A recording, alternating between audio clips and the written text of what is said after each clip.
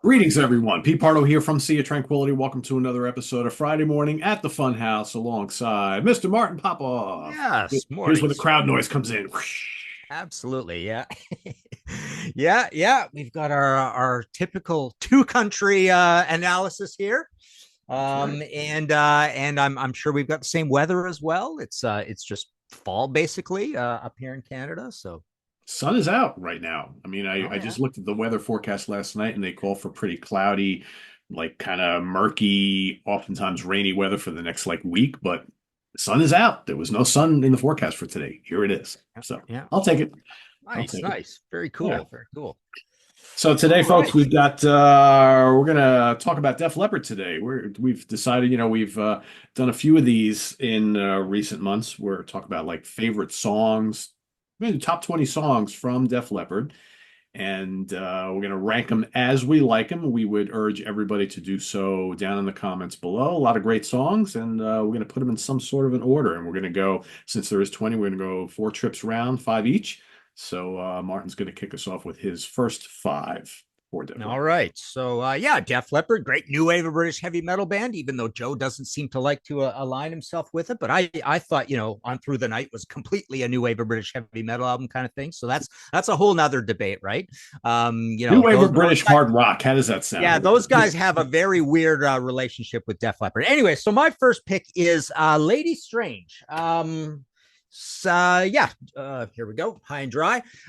So my first pick, number 20, is Lady Strange. It's got kind of like straight block chord sort of thing. It's got a little bit of I think, a 70s vibe or a slight lack of imagination. So I'm going with Lady Strange from High and Dry. It's melodic, it's commercial, but it's kind of it's still got kind of like a sorrowful descending sort of chord sequence. So it's got some passion to it, kind of thing, right? Um, Next, I'm going with On Through the Night, which is also from High and Dry. And On Through the Night, I've got it rated fairly low. It's kind of neat, though, that they put a title track onto the next album. It's kind of that Led Zeppelin thing going on, Yeah. right? Queen. But I really like the verses on it. It's got a really cool, complicated technical verse riff situation, but I really hate that chorus to it. The chorus really kind of lets me down. You're on through the night, it's kind of like a fly by night sort of chorus, right? Um, Number 18, I'm going with Too Late for Love off of Pyromania. This is a pretty cool kind of stomping. It's got a little bit of a Swedish metal Geronimo riff to it. It's a little bit like Pyromania's Mirror Mirror. It's got the big thumping bass thing going on. So pretty cool song. Number 17, I'm going with Rock Rock Till You Drop, also from Pyromania. And to me, it's got a little bit of sort of like a butt shaking line dancing Def Leppard rip, but I do like it. I mean, it's a good heavy song on the album. And it's got that kind of blues phrasing vocal from Joe that I'm not crazy about. So that's why it's a little bit lower than possibly you might expect. Number 16, I've got Billy's Got a Gun, also from Pyromania. And to me, this is a little bit of Def Leppard's jukebox hero. It's slow, it's percussive, it's epic, it's kind of like a story song. So it's pretty cool. It's a pretty cool song in the album. So that's my 20 through 16. Cool. All right. We're off to the races here. My number 20, I'm going to go with Satellite from On Through the Night. Good song, good rocker, good riff. I find that there's a lot of good riffs on this first album, and I do like the production of this album for Tom Allom. I think the guitars are produced expertly, and the riffs kind of really, really stand out. So Satellite, very, and again, one of those songs that nobody ever talks about on that album, but I think it's pretty, pretty damn strong. Number 19, I'm going to go with You Got Me Running from High and Dry. Again, speaking about guitars that are produced very, very well. I think Mr. Lang did a very good job on this album across the board, and I love the kind of like snarling guitar attack, two-prong guitar attack on both of these debut albums, though the first two albums, I should say. You Got Me Running, really good. Maybe not one of my favorites on this album, but I still think it's a very, very strong song. That's number 19. I'm going to stick on this album. I'm going to go with Bringing on the Heartbreak as number 18.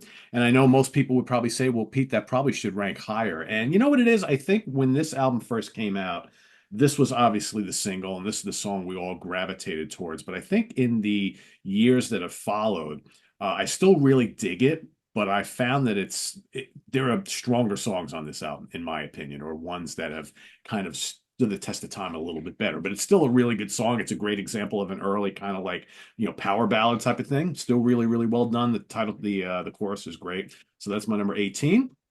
We're gonna go with "Hello America," number 17 from On Through the Night. Again, great chorus. Love the way they layer the vocals on it. It's just a good, vibrant, anthemic hard rock or metal song, whatever we want to call it. Really, really memorable. That's kind of what's so great about Def Leppard, just memorable melodic songs, whether you want to call it hard rock or metal. And number 16, we're going to go back to High and Dry for another hit and run. Makes one of the great 2-1-2 punch, number 2 of the opening to this album.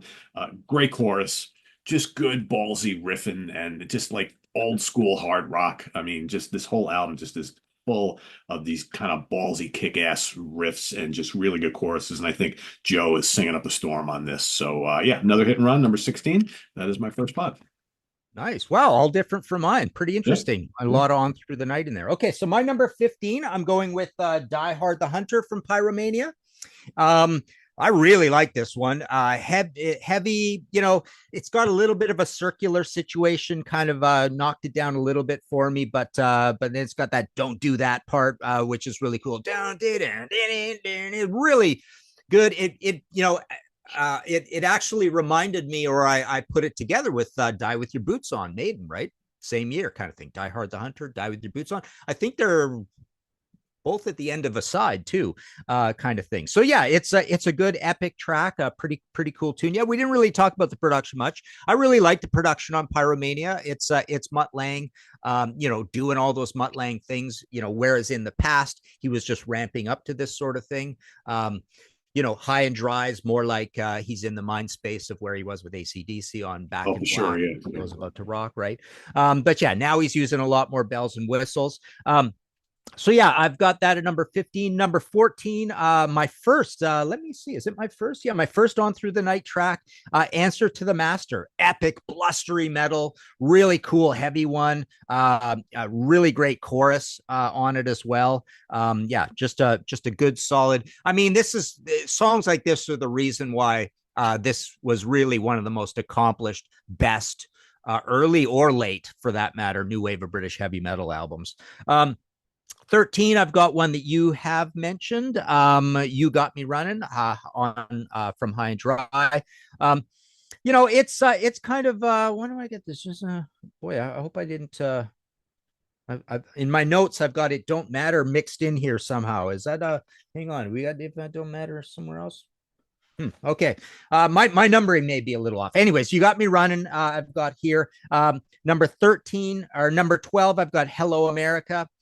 Hello America, you've mentioned already, right? Yep. You had it quite low. So I find it a little bit kind of a combination of a little bit sweet and sour melodic and bluesy at the same time. It's just something about the song doesn't fit completely great with me. I don't like that title, Hello America, but yeah, I've got it right here in the middle of the pack.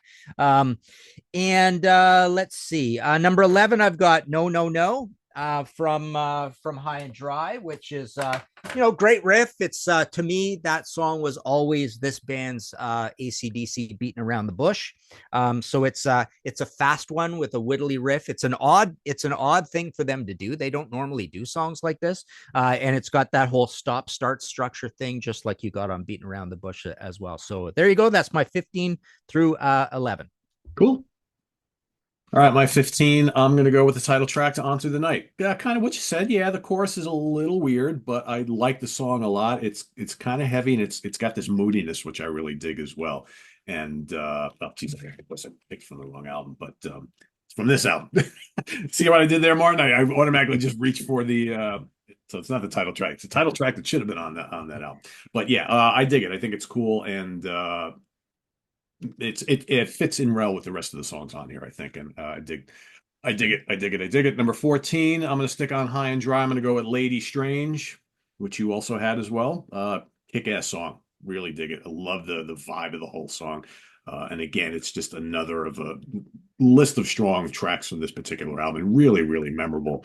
Again, and not another song that you like a lot, but it's not one of the songs that people talk about from this album all the time. And we're gonna go back to On Through the Night for Wasted. Killer. That's one of the Yeah. first songs that are really gravitated towards on this album. And what a chorus on that. And again, the riff is great. And it's got this kind of like tough guy attitude that I really like. And, you could tell the guys had lots of piss and vinegar, like right off the bat on this debut album with that song. That's number 13. Number 12, I'm going to go with Stage Fright from Pyromania. Again, love the production here. It kind of takes the ballsiness of the first two records, but it adds a little bit of sheen to it, and you can tell these guys are becoming really good songwriters by this point. And Stage Fright, just another underrated deep cut on this album, which is loaded with deep cuts. You got the big hits, and I would argue that some of the deep cuts are even stronger than the hits. So that's my number 12, and my number 11 is going to be the great instrumental Switch 625, which either. I've always said with this song, either they should have done more instrumentals, or maybe they could have thrown some vocals on this song and made it dial it up a notch, because I think it's a great kick-ass song on its own. I mean, that riff is just so going dun, dun, dun, dun, dun, dun, dun, dun. It's got such a groove to it. It's a nasty lick, and it's just such a great song. And you wonder if they could have done more like that. But I've always thought, well, how would that have sounded if they had vocals on it as well, and kind of changed it up a little bit, because it's such a great riff. But great song. That's my number 11, Switch 625. Okay, I figured out my confusion here. My numbering is fine. My notes say You Got Me Running is High and Dry's It Don't Matter. And I Okay, found my It Don't Matter, and it's in my honorable mention. So we're good. Okay, so my number 10, I went with this might be a surprise choice, but I went with Foolin' from Pyromania. I no always thought it was surprise a at well all. put together song. What's that? No surprise at all. Okay, More to all come right. on that in a little bit. Yeah, it's it's got these sort of dark ballady verses. It was a big famous song. It was a big hit, but it's got this just trundling, super heavy, dark chorus to it, Yeah. which is really cool. And it's famously got the stuttering in it as well. I just think it's a well put together song. Number 9, I went to Mirror Mirror from Pyromania. Again, Def Leppard. Oddly, no one really, how did they arrive at this? But Def Leppard, maybe I'll do an entire podcast episode on this. But I think Def Leppard has a lot of Geronimo riffs, right? And I think this definitely has that, and that whole take a look into my eyes. That's one of my favorite Def Leppard moments. That's what a great, cool, passionate. It's a great riff to follow a great line in a song, right? It's like call and answer, but instead of like guitar, keyboards, it's vocals, guitar. It's genius. Yeah. Really, really cool. So thumping disco bass on this one, but just a good heavy metal, great song. Next, I went with It Could Be You from On Through the Night. Fast, technical, hanging chords as well. A little bit Sammy Hagar, super heavy Sammy Hagar song, but actually quite fast and technical. It's got that sinister breakdown to halftime for the chorus. It could be you. It's just really heavy. Really cool tune. So that's my number 8. Number 7, I went with Satellite. You had that way lower. But I find this to be an accessible arena rock power chord thing. It's got the modulation to the chorus, that arpeggiated second guitar that comes in, along with the riff. I think it's just a well put together, good heavy song, good solid meat and potatoes lunchbox heavy metal song. And number 6, I've got Stage Fright from Pyromania. Again, Geronimo riff, possibly their heaviest song, which is pretty bizarre to be getting on Pyromania, right? And Joe's really singing, screaming high. The chorus is a little light on it. It's actually very light on it. This is another one where, just like On Through the Night, I guess, where the chorus kind of lets it down a little, but the riff is so heavy for the verse. So there you go. That is my 10 through 6. Cool. Some good stuff here. All right, my number 10 is Rock Rock Till You Drop from Pyromania. Yeah, really good song, really memorable. The chorus is great. I really like the edge that Joe has on his vocals on this track, but it's got a memorable chorus. It's accessible. The guitar riffs throughout are great, and it's just to me, it's just a great opening track on what is a really, really strong album. So I never had an issue with Rock Till You Drop. Again, one of the more notable tracks on here, but I think one of the stronger of the hits. So I really like it a lot. Number 9, I'm going to stay on this album. I'm going to echo everything you said about Die Hard the Hunter. Totally dig it. And here is where I think, Mutt Lang really figured out how he can utilize all the voices within Def Leppard. I mean, because the backing vocals are just so well done on this song. And it's just a good, moody, heavy kind of hard rock song. Really, really dig it a lot. Very, very underrated here. So that's number 9. Let's stay on Pyromania for Foolin'. Foolin'. I mean, that's why when you mentioned it as a surprise, I don't think so at all. I think Foolin' is absolutely terrific. And again, how simple is that chorus? Really simple, but it sticks in your head and you just can't get it out of your head. Really, really good track. Probably of all the hits, my favorite from this album. And that's number 8. So number 7, we're going to go to It Could Be You from On Through the Night. Terrific song. It's warranted being up this high. Really good. One of many, many really good rockers on here. And that guitar playing on the song is just absolutely incredible and gets so well produced. Just love it. And then my number 6, we're going to go to No, No, No from High and Dry. Everything he said, I absolutely agree about. And what a killer final track on the album. I just wish it was longer because it's barely over 3 minutes long, but just a great way to end the album. I love when albums end on bangers. And that's exactly what they did here. Really, really good. And more on the one you mentioned before to come. So yeah, that's number 6. Such a great riff. That just resolving all over the place. Just really cool. Yeah. It's amazing how many riffs like that, these kind of like complex riffs they threw on those first couple albums, especially the first 2. There's just boatloads of them. That's why when, people like question the merit of Def Leppard when talking about a lot of these new wave of British heavy metal bands, whether you think they're metal or not, there's a lot of other bands that are lumped into this movement that aren't true metal, but are more of a hard rock band. I would argue that Def Leppard kind of created some of the best riffs out of all of them. Just the boatloads of them on these first 2 albums, especially. Excellent. All right. So my top 5 Def Leppard songs of all time. We've got Rock Brigade from On Through the Night. I've always loved this song. I just love the whole melody of it, and it's anthemic, and the toms and everything taking you away. It's just a good kind of like passionately well put together, hooky but still heavy metal song. Also from On Through the Night, I went with Wasted next. Good heavy riff, and I love the little accents you get on the bass drum from Rick Allen on that one. It's just got a kind of like a good rhythmic. It's almost like he's putting in little bits of gallop or something into the song. It's actually really cool. Next, I'm going with High and Dry's Another Hit and Run. Super cool, heavy hoodlum rocker, Geronimo riff, just a super heavy chorus on it too. Yeah, really good one. And then I'm going with the absolutely anthemic Let It Go. Awesome party metal opener, Friday night tune, right?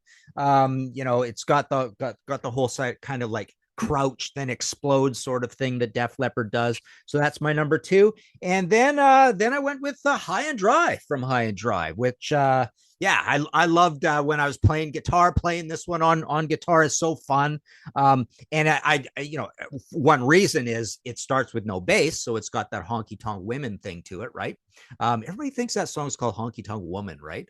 It's actually women, which is really bizarre. But yeah, it starts with no bass, and then everything comes in, right? And it's just the parts are so beautifully put together, and it just builds and builds, and then so everything's coming in, and then you get to the chorus, and then High and Dry, cymbals everywhere. It's just so cool, and it's just like a great drinking song. So yeah, the 1-2 punch of Let It Go and High and Dry on this record is definitely really. All right, really let's see how much we duplicate here in this top 5. A little bit. All right, so my number 5. I'm going to go with Mirror, Mirror, When You Look Into My Eyes. Great song. It's just so good. So good. That had to crack my top 5. I just love it. Yeah. Next up, number 4. To me, the most underrated track on Pyromania. I've been saying it for decades. is Coming Under Fire. I just absolutely love it. I love that chorus. It's just so melodic, but the song is Yeah, kind of chorus is dark great. and Yeah. just love it. Absolutely love it. It's always been my favorite song on Pyromania. So underrated. Number three, gonna go with Rock Brigade from On Through the Night. How cool is that? The opening riffage, right? And you got Rick just kind of pile driving underneath. Just absolutely love it. It's such a great metal anthem. I really dig it a lot. And then my top two, I'm going to echo Martin, but I'm going to reverse the roles a little bit. High and Nice. Dry, Saturday Night is my number two. Killer could be my number one, and number one's got to be Let It Go. I mean that riff is just absolutely just killer, Yeah. just so good, and it's Okay. just so well produced. I love when an album starts off with a lethal riff like that. It just like grabs you by the throat, and it's like, yeah, so good. But yeah, either one of these two, I'm glad we both picked them. Reverse order doesn't really matter because to me, they are the two best Def Leppard songs. Just Yeah. hands down. Wicked. It was like a Yeah. no-brainer that Yeah, those two yeah, pretty good albums. close, pretty close. Very cool. Yeah, so I've got 11 honorable mentions. And these are actually in order. Sorrow is a Woman, bluesy, dated, psyche. I don't know. It reminded me of like it reminds me a little bit of Rush again, Fly By Night album, the first album, even a little bit Moxie T. It's a little bar roomy. It's just doesn't really fit. Jazzy licks in it. It's got the proggy double part in it. It's a little, yeah, it's just basically a little proggy. Action, not words. Just don't like the glammy sort of chords to that one. Thumpy, it's a little depressing, very commercial and depressing at the same time. Overture at 7:44, long melodic gallop. It's got a little Celtic in it. I think this is a little bit of their Thin Lizzy thing. Yeah. Twin leads. Yeah, Bringing On the Heartache. I've got in my honorable mentions, but it is a pretty darn good serviceable ballad. You had it in your list, which is pretty cool. It's dark. It's just very well put together. Photograph. I never liked Photograph. It's just too commercial for me. Don't really like any of the parts. Rock of Ages kind of bothers me. But I've got it in my honorable mentions. It's got kind of that pulsing disco beat thing to it, and the rappy sort of singing. Don't like the vocal melody in it. I've got Rocks Off on here too, from On Through the Night, as an honorable mention. Again, this is a little bit like the whole circular riff thing that you might get from a Meat and Potatoes Saxon or Samson or ZZ Top or Deep Purple kind of song, right? Richie Blackmore does this a little bit. It's got modulation. It's got kind of the D beat going on. Coming Under Fire. I can understand why you had it in your list. I just love that chorus to that song. Just really, really well put together. Deep track, Light and Shade. I've got It Don't Matter on here. Cowbell song, right? It's a little 70s barroom rock and roll. Reminds me a little bit of Helix, Triumph, maybe even Blackfoot. But yeah, I've got it in the honorable mentions. And I've got When the Walls Come Tumbling Down in my honorable mentions. Epic, galloping, got a stop start thing in it.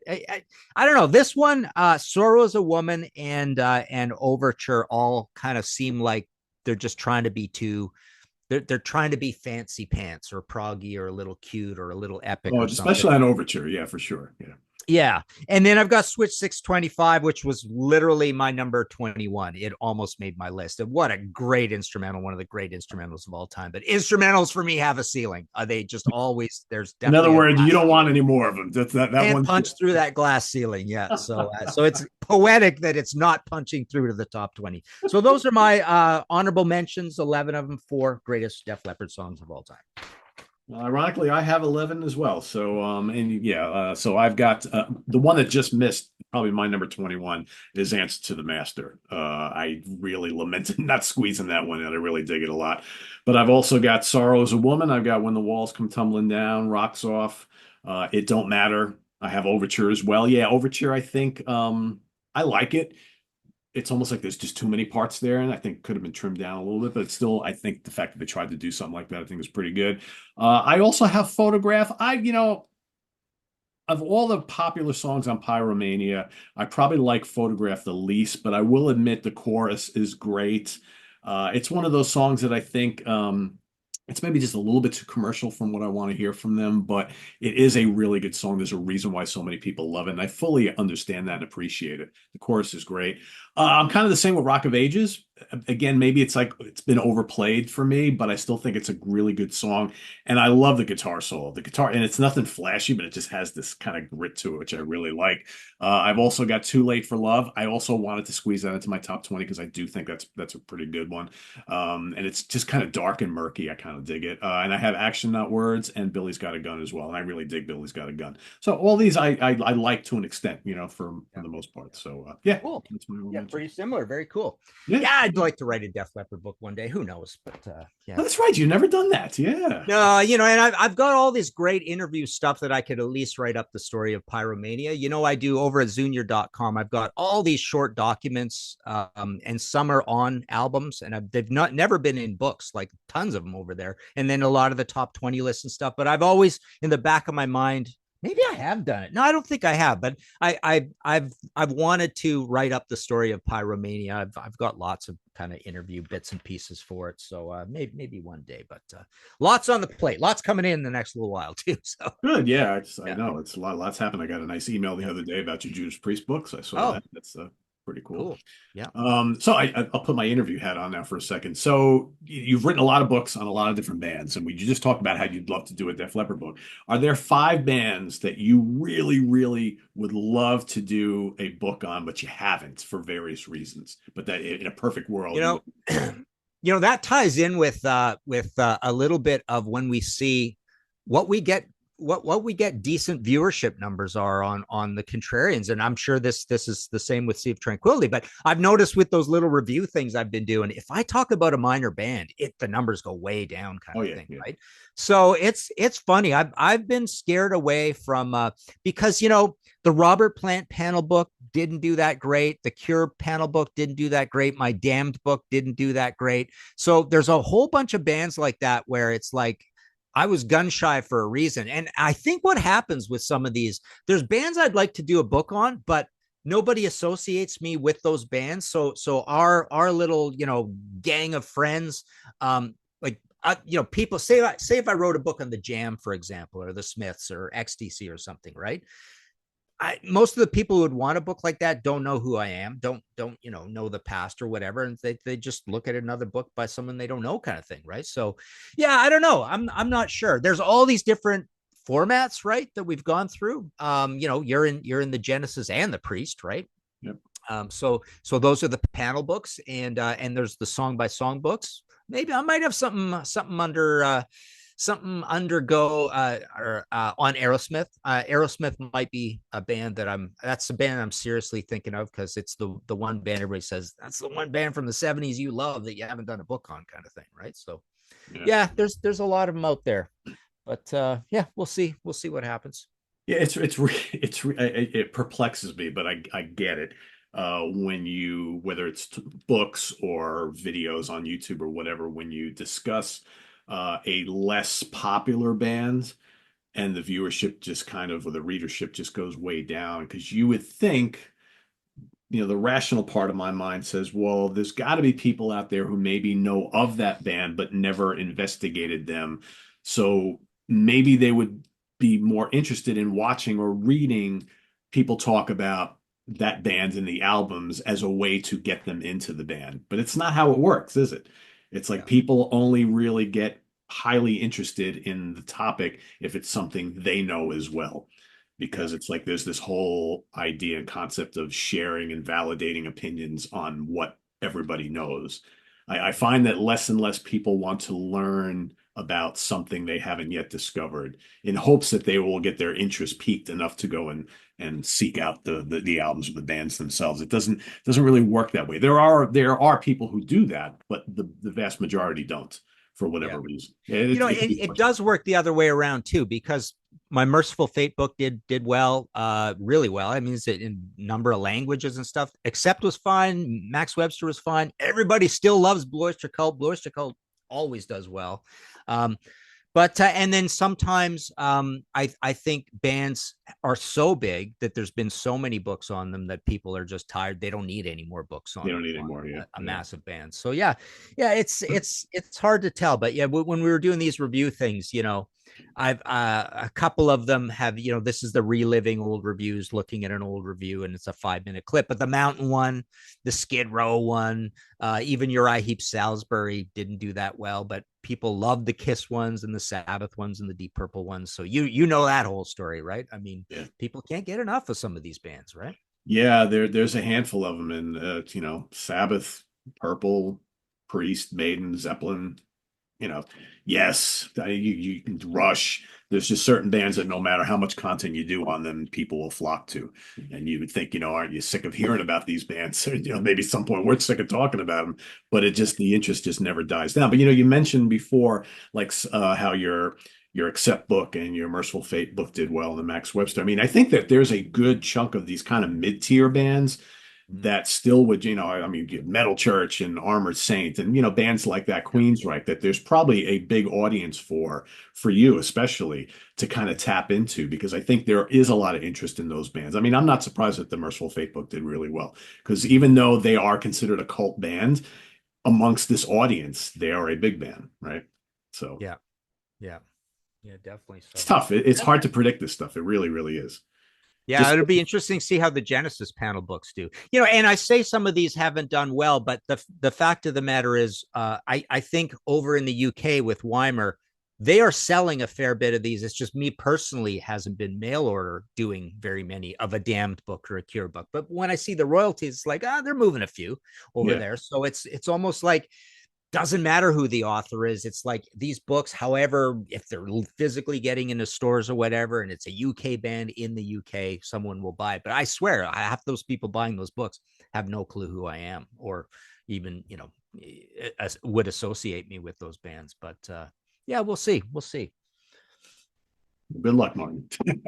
I know you got the new ones coming out, so we're looking forward. Yeah, the Genesis is going to be interesting. We'll see how that, because that's on the verge of what people associate me with, right? We've done Yes and Floyd and stuff, and it'll be interesting to see how the Genesis does. And then there's a whole book on the early part and a whole book on the late part, so it'll be interesting to compare how those do. So who besides myself, who else participated in the Genesis books?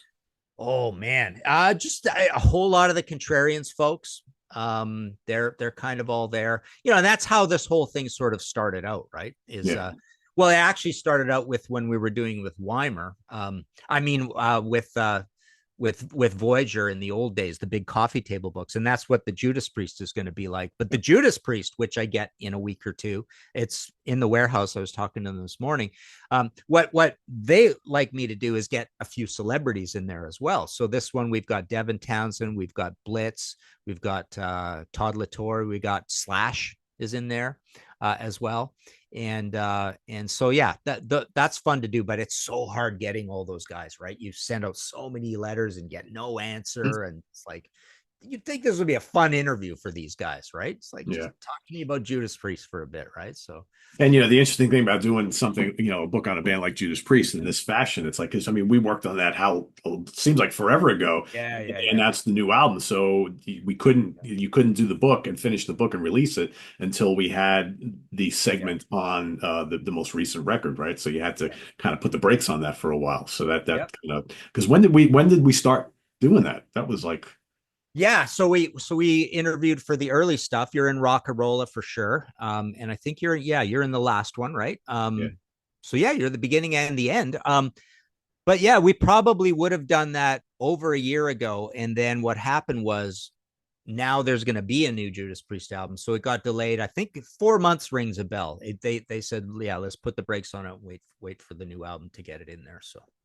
Which makes sense, because it wouldn't, by the time the book comes out, it's not really complete because they got a brand new one on. You have to cover all the bases there. Yeah. So I totally understand that. Yeah.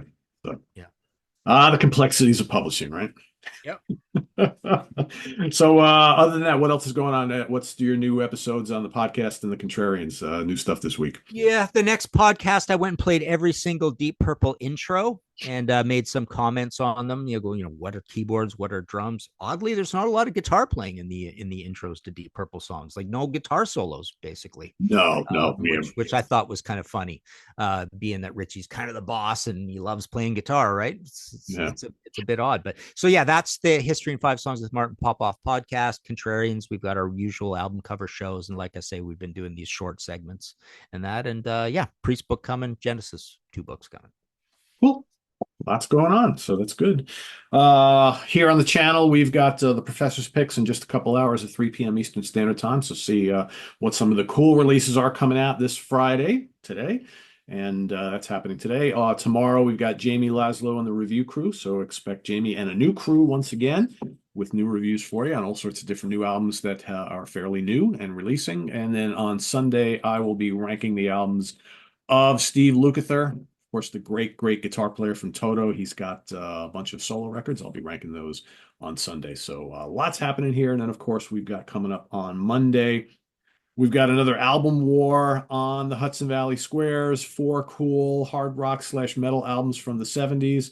And guesting on the show will be none other than Kurt Vanderhoof from Metal Church and Todd LaTorre from Queensryche joining the Squares on Monday. So that should be loads of fun. So join us then and visit us on the web at www.seatranquility.org. We're on Facebook, we're on YouTube all together all the damn time. Please subscribe if you haven't already and click on that notification bell so you get alert of all of our content as a post. And please do hit the like button before you leave. And all of you who have joined the channel membership program here, thank you very, very much. Greatly appreciated. And we'll see you next Friday here at the Funhouse with Martin Popoff. For Martin, I am Pete. Have a good one, everybody. Take care. Enjoy your weekend.